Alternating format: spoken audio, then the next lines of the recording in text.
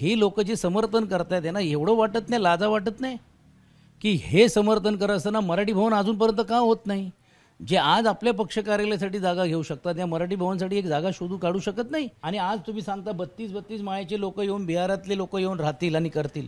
हे काय चाललंय? करा ना, तुम्हाला बाहेर कुठे करायचं द्या ना त्यांना, पनवेलला, खोपोलीला जमिनी द्या, येऊ द्या, तिकडे येतील का? पण आमच्याच छाताड्यावरती येऊन बसून आम्हाला जर डिवचण्याचं काम करत असेल तर आम्ही नक्कीच याला विरोध केल्याशिवाय राहणार नाही. ते बिहार भवन वगैरे इथे काही बनवायला आम्ही देणार नाही.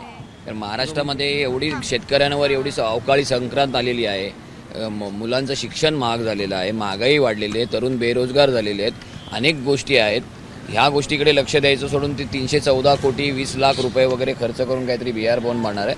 माझं म्हणणं असं आहे की त्या राहण्याच्या आणि खाण्याच्या सोयीसाठी तुम्ही एवढा खर्च करण्यापेक्षा बिहारमध्येच तुम्ही एवढ्या मोठ्या पैसा वापरून तिकडेच तुम्ही का नाही उपचारासाठी हॉस्पिटल मोठं उभं करत, तिकडेच करा ना. इकडे आमचे प्रश्न सुटत नाहीत, तुम्ही आमच्या बोकांडी या सगळ्या गोष्टी मारू शकत नाहीत.